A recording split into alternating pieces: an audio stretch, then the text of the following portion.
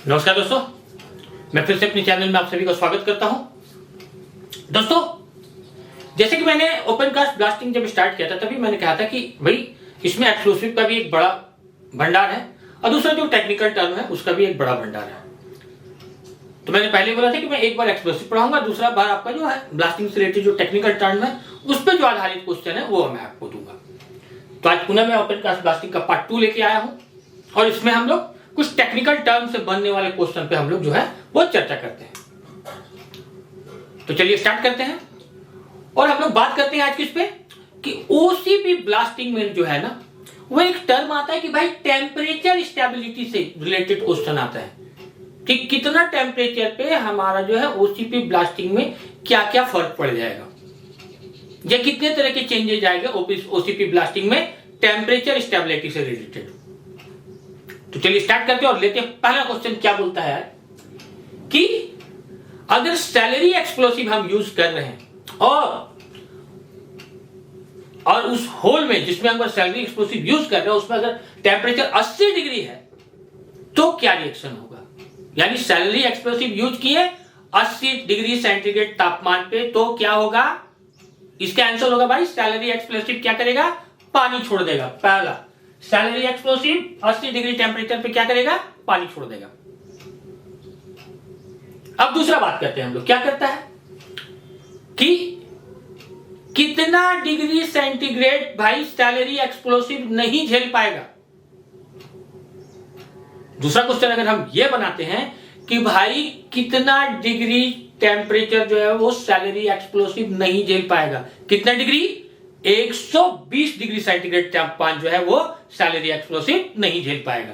कितना, 120 degree temperature जो है वो सैलरी एक्सप्लोसिव नहीं झेल पाएगा। ठीक है, अब आगे बढ़ते हैं हम लोग। तीसरा टर्म आता है, क्या आता है भाई कि इलेक्ट्रिक डिटोनेटर भाई क्या करेगा, 130 डिग्री टेम्परेचर पे एक्सप्लोड कर जाएगा, खुद ब खुद विस्फोट हो जाएगा। कौन सा डिटोनेटर, इलेक्ट्रिक डिटोनेटर। कितना टेम्परेचर, 130 डिग्री टेम्परेचर पे क्या होगा, खुद ब खुद एक्सप्लोड हो जाएगा।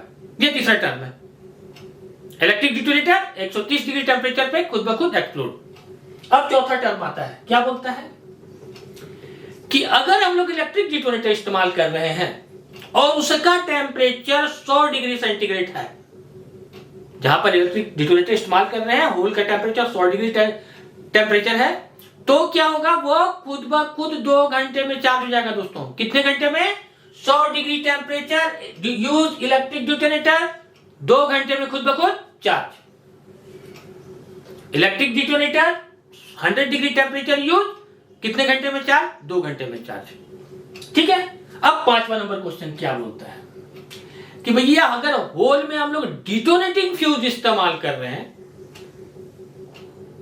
तब क्या होता है। अगर हम लोग डिटोनेटिंग फ्यूज इस्तेमाल कर रहे हैं और अगर होल का टेम्परेचर 120 डिग्री सेंटीग्रेड है तब क्या होगा, डिटोनेटिंग फ्यूज जल जाएगा। यानी डिटोनेटिंग फ्यूज 120 डिग्री टेम्परेचर पे क्या करेगा, जल जाएगा दोस्तों। ठीक है, अब क्या करता है, अब बात करते हैं हम लोग डिटोनेटिंग रिले का बात करते हैं। क्या बोल रहा है, डिटोनेटिंग रिले के टर्म में टेम्परेचर में क्या बोल रहा है कि अगर 130 से 180 डिग्री सेंटीग्रेड के बीच में टेम्परेचर है और हम लोग डिटोनेटिंग रिले इस्तेमाल कर रहे हैं तो वो भी खुद ब खुद एक्सप्लोड कर जाएगा। डिटोनेटिंग रिले के टर्म में कितना हमको टेम्परेचर चाहिए, 130 से 180 डिग्री का अगर टेम्परेचर है तो वो खुद ब खुद एक्सप्लोड होने का चांसेस रहेगा। डिटोनेटिंग फ्यूज में टेम्परेचर 130 से 180 खुद ब खुद एक्सप्लोड होने के लिए। ठीक है, अब दूसरा चीज क्या आता भाई कि भाई हम लोग जो हॉट होल स्टार्टर में ब्लास्टिंग करेंगे वो कितने होल डिग्री तक परमिसिबल है। कितने डिग्री तक, 80 डिग्री तक भैया। हॉट होल चार्जिंग 80 डिग्री तक डीजीएम उसका अप्रूवल है और उतना ही करना है हम लोग को। ठीक है, और हॉट होल में हम हमेशा क्या करेंगे, कौन सा एक्सप्लोसिव इस्तेमाल करेंगे, या तो सैलरी करेंगे या इमल्सन करेंगे, या तो सैलरी या इमल्सन।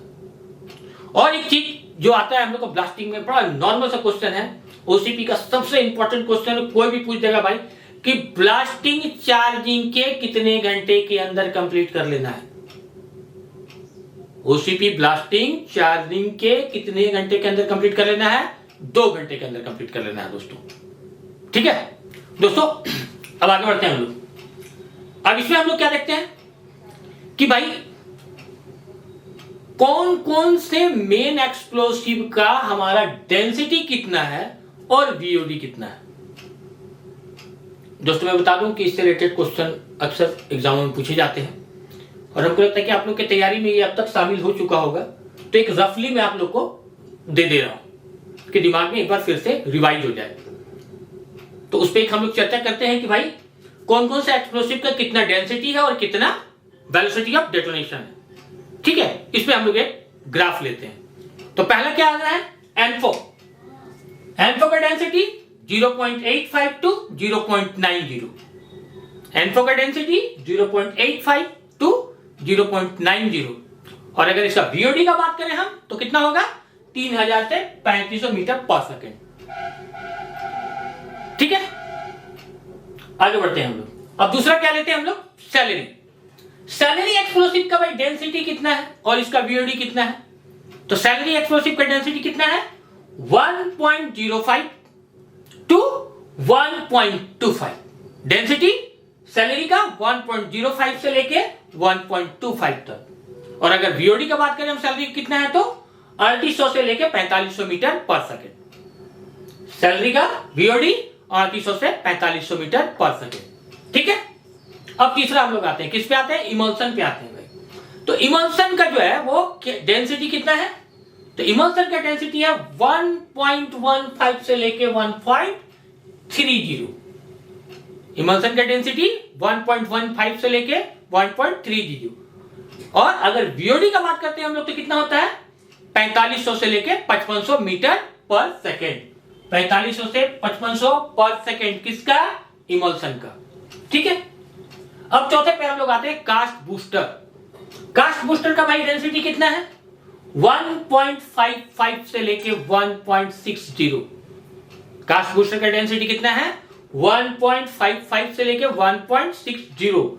और इसका अगर वीओडी का बात करें हम लोग तो कितना हो जाएगा, ये 6500 से लेके 7200 मीटर पर सेकेंड तक इसका वीओडी जाता है। कितना जाता है, 6500 से लेके 7200 किसका, कास्ट बूस्टर का। ठीक है, अब आगे हम लोग बढ़ते हैं कि भाई हेवी एनफो का डेंसिटी कितना होता है। हेवी एनफो जो है उसका डेंसिटी कितना होता है, कितना होगा, 1 से लेके 1.5, 1.0 से लेके 1.15 किसका डेंसिटी, हेवी एनफो का डेंसिटी। और लास्ट इस ग्राफ में क्या आता है कि डिटोनेटिंग फ्यूज का वीओडी कितना होता है। डिटोनेटिंग फ्यूज जो है उसका वीओडी कितना होता है, कितना होगा, 6500 से लेके 6800 मीटर पर सेकेंड होगा। कितना होगा डिटोनेटिंग फ्यूज का, 6500 से लेके 6800। ठीक है दोस्तों, आगे बढ़ते हैं दोस्तों। और अब हम लोग देखते हैं भाई ओसीपी में जो है ना हम लोग का एक्सप्लोसिव वेन का क्या रोल है, उससे रिलेटेड कितने क्वेश्चन बनते हैं हमारे। ओसीपी में जो हमारा जो एक्सप्लोसिव वेन जो है उस पे हम लोग का क्या क्या क्वेश्चन बनेगा। तो पहला क्वेश्चन क्या लेते हैं हम लोग कि भाई एक्सप्लोसिव वैन जो है ना वो किसके द्वारा अप्रूव्ड होगा। जो मेरा एक्सप्लोसिव वैन है वो किसके द्वारा अप्रूव्ड होगा भाई, तो किसके द्वारा, कंट्रोलर ऑफ एक्सप्लोसिव के द्वारा अप्रूव्ड होगा। किसके द्वारा, कंट्रोलर ऑफ एक्सप्लोसिव के द्वारा अप्रूव्ड होना चाहिए एक्सप्लोसिव वैन। ठीक है, दूसरा चीज क्या लगता है कि वैन में भाई या तो एक्सप्लोसिव लिखा होना चाहिए, दूसरा उसमें क्या यूज होगा, फ्लैशिंग लाइट यूज होगा। एक्सप्लोसिव वैन में फ्लैशिंग लाइट यूज होगा। ठीक है, अब तीसरा चीज क्या आता है इसमें कि भाई एक्सप्लोसिव वैन में हम लोग किस तरह का फायर एक्सटिंग्विशर रखेंगे या इस्तेमाल करेंगे। एक्सप्लोसिव वैन में कौन सा फायर एक्सटिंग्विशर इस्तेमाल होता है, 2 तरह का। पहला क्या, या तो ड्राई पाउडर या CO2 टाइप। एक्सप्लोसिव वैन का फायर एक्सटिंग्विशर क्या होगा, CO2 टाइप या ड्राई पाउडर टाइप। ठीक है, चौथा क्वेश्चन क्या बनेगा इसमें कि एक एक्सप्लोसिव वैन में मैक्सिमम एक बार में कितना डिटोनेटर, कितना टोपी धो सकते हैं। एक एक्सप्लोसिव वैन में एक बार में कितना डिटोनेटर या कितना टोपी हम धो सकते हैं। कितना धो सकते हैं, 200 डिटोनेटर, उससे ज्यादा नहीं। एक्सप्लोसिव वैन में एक बार में 200 डिटोनेटर कैरी करेगा। ठीक है, अब इसकी बात कर ले हम, एक्सप्लोसिव वैन का स्पीड क्या होगा भाई, तो एक्सप्लोसिव वैन का स्पीड कितना होगा? 25 किलोमीटर पर आवर होगा। एक्सप्लोसिव वैन का जो स्पीड होगा 25 किलोमीटर पर आवर होगा। ठीक है, अब एक्सप्लोसिव वैन का आप लोग अगर एग्जामिन की बात करें, यह क्वेश्चन है कि भाई एक्सप्लोसिव वैन का एग्जामिन कितने देर में कितने दिनों के बाद करेंगे हम लोग? बिल्कुल नहीं, 24 घंटे में एक बार एक्सप्लोसिव वैन का एग्जामिन होगा। एक्सप्लोसिव वैन का एग्जामिन 24 घंटे में एक बार। अब क्वेश्चन आता है कि भाई एक्सप्लोसिव वैन का जो है वो ट्रांसपोर्टिंग और का जो वर्क होगा वो कौन करेगा? 30 नंबर क्वेश्चन में क्या है? एक्सप्लोसिव वैन का ट्रांसपोर्टिंग वर्क कौन कौन करेगा भाई? एक्सप्लोसिव वैन का ट्रांसपोर्टिंग वर्क कौन कौन करेगा? शॉर्ट फायरर और ओवरमैन करेगा। ठीक है, और आज का लास्ट क्वेश्चन लेते हैं दोस्तों। बड़ी इंपॉर्टेंट क्वेश्चन है, आजकल बड़ी चलन में है, रेगुलेशन से रिलेटेड क्वेश्चन है कि भाई चार्जिंग से कितना देर पहले बारूद गाड़ी फेस में मंगाएंगे?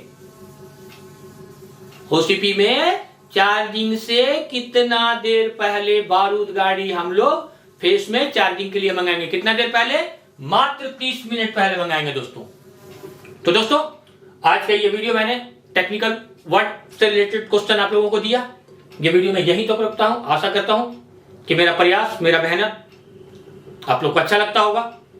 और मैं हर बार की तरह फिर से कहूंगा दोस्तों कि प्लीज मेरे हिम्मत को बढ़ाते रहिए। मेरे चैनल पे कमेंट जरूर कीजिए दोस्तों, क्योंकि बहुत मेहनत लगता है यहां तक पहुंचने में। और दोस्तों मैं एक चीज बताना चाहूंगा ना, आप लोगों से शेयर करना चाहता हूं कि भाई यूट्यूब का मतलब क्या होता है? यूट्यूब का मतलब है एजुकेशन के फील्ड में कम समय में ज्यादा से ज्यादा। अगर मैं चला रहा हूं तो मेरे दिमाग में यह होना चाहिए कि आप जो सोचें वो एक क्लिक में आपके पास पहुंच जाए। तो भाई मेरा प्रयास यही है कि हमने जो सोचा वो एक क्लिक में आपके पास पहुंचाया। तो दोस्तों मैं पुनः गुजारिश करूंगा कि मेरे चैनल को सब्सक्राइब कीजिए, शेयर कीजिए और मेरी हिम्मत को बढ़ाते रहिए दोस्तों।